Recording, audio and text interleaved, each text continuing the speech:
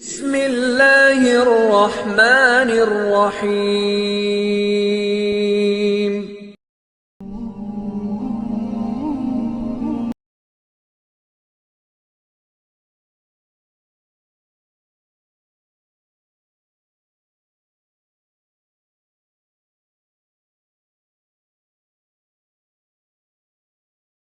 இந்த குரானில் மக்களுக்கு விதவிதமான எடுத்துக்காட்டுகளை கொடுத்திருக்கின்றோம்.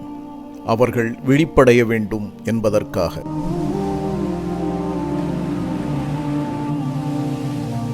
கடல் நாம் வாழும் பூமி 2/3 பங்குக்கு மேல் கடலால் சூழ்ந்திருக்கிறது. கடல் ஒரு வளம்.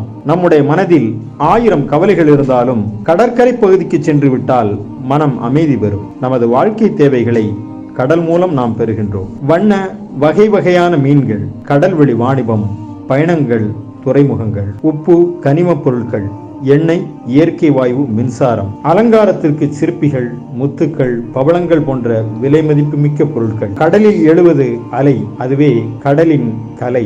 ஓயாமல் அலை கரையை தொட்டாலும் அதன் நோக்கம் மனிதனுக்கு புரிவதில்லை. காலமும் அலைகளும் யாருக்காகவும் காத்திருப்பதில்லை. விழித்தெழு மனிதா, புரிந்துகொள் இந்த பிரம்மாண்டமான இறைவனின் படைப்பை. இப்போ நம்ம இந்தியாவிலே பார்த்தீங்கன்னா 1/3 வாட்டர் தான். இப்போ குஜராத்தில் ஸ்டார்ட் பண்ணி நம்ம வெஸ்ட் பெங்கால் வரைக்கும் ஃபுல்லாகவே பார்த்தீங்கன்னா கடல் தான். இப்போ நம்ம நினச்சானா நம்ம கடல் வழியாக நிறைய பண்ணலாம். இப்போ எக்ஸாம்பிளில் பார்த்தீங்கன்னா சைனா பார்த்துங்க. சைனாவில் 2 ரிவர் இருக்குது. அந்த ரிவரை அவங்க அவ்வளோ யூஸ் பண்ணியிருக்காங்க. நம்மள கங்கா ரிவர் இருக்குது பார்த்தீங்களா, அந்த மாதிரி அவ்வளோ பெரிய ரிவர். அது ஆல்மோஸ்ட் பார்த்தீங்கன்னா 200 நாட்டிக்கல் மைல். நான் சும்மா எடுத்துக்காட்டுக்காக சொல்கிறேன். நீங்கள் ஒரு 100 மீட்டருக்கு ஒரு போட் இருக்கும். 100 மீட்டருக்கு ஒரு போட் இருக்கும். அந்த மாதிரி அந்த கடல், அந்த ரிவரையே அவங்க அந்த இது யூஸ் பண்ணியிருக்காங்க. கடலில் நார்மலாகவே அலைகள் ஃபார்ம் ஆகிட்டே தான் இருக்கும். நீங்கள் அலைகள், பெரிய அலைகள் நம்ம கடல், அதாவது தரைக்கு வரும்போது தான் அது பெரிய ஹைட்டை பொறுத்து அது சுனாமியா இல்லை நார்மலாக உங்களுக்கு தெரியுது. எங்கள் கடலை பொறுத்த வரைக்கும் எங்களுக்கு எதுவுமே தெரியாது. ஏன்னா சில டைம் ஹைட்டை பொறுத்து தான். ஏன்னா வேவ்ஸ் பார்த்தீங்கன்னா 0 to 2 meters, 2 to 4 meters, 4 to 6 meters, above 9 metersன்றாங்க. அந்த above 9 meters தான் சுனாமி அலைகள்ன்றது சொல்கிறது. ஆனால் எங்களுக்கு இருக்கிறது ரொம்ப ரொம்ப ரொம்ப கடினமானது பார்த்தீங்கன்னா வேவ்ஸ் தான். நாங்கள் ரொம்ப பார்த்து பயப்படுறதே வேவ்ஸை தான் பார்த்தா பயப்படுவோம். அது ஏன்னா வேவ்ஸ் பார்த்தீங்கன்னா அவ்வளோ நாங்கள் எடுத்துகிட்டு போகிறதே எங்களுக்கு கப்பலே தூக்கி போடுவோம். அது அவ்வளோ ஸ்ட்ராங்கானது வேவ்ஸ் எல்லாம். ஸோ அதை பார்த்து தான் நாங்கள் பயப்படுவோம். وهو الذي سخر البحر لتأكلوا منه لحما طريا وتستخرجوا منه حلية تلبسونها وترى الفلك مواخر فيه ولتبتغوا من فضله ولعلكم تشكرون. அவனே உங்களுக்காக கடலை வசப்படுத்தி தந்துள்ளான்.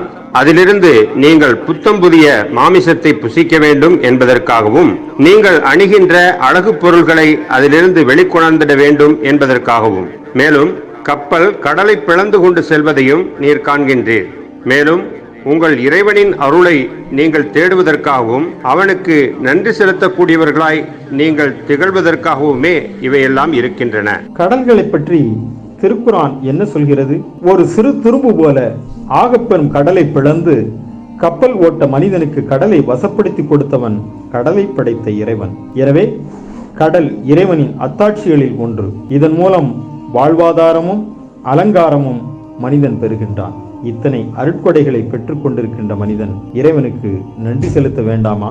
وهو الذي مرج البحرين هذا عذب فرات وهذا ملح عجاج وجعل بينهما برزخا وحجرا محجورا. மேலும் 2 கடல்களை ஒன்றிணைத்து வைத்திருப்பவன் அவனே. ஒன்று சுவையும் இனிமையும் வாய்ந்தது, மற்றொன்று உப்பும் கசப்பும் கலந்தது. மேலும் 2க்கும் இடையே ஒரு திரை, ஒரு தடுப்பு இருக்கின்றது. அவை ஒன்றோடொன்று கலந்து விடாதவாறு அது தடுத்து கொண்டிருக்கின்றது. கடலை பற்றி குர்ஆன் கூறும் பிரிதொரு பேருண்மை. ஒரே கடலின் சுவையான இனிமையான தண்ணீரும் உப்பும் கசப்பும் கலந்த தன்மை, இவை 2 கலந்து வாழ்பவை. பிரபஞ்சத்தின் முழுமையான கடல்பாடு படைத்த இறைவனாகிய அல்லாஹ்விடம்தான் இருக்கிறது என்பதை இந்த அத்தாட்சிகள் உணர்த்துகின்றன. எல்லாம் இயற்கை என்ற சிந்தனையை விட்டுவிட்டு படைத்தவனின் பக்கம் கவனம் செலுத்த அழைக்கிறது. இறை நம்பிக்கையின் பக்கம் அழைப்பு தருகிறது.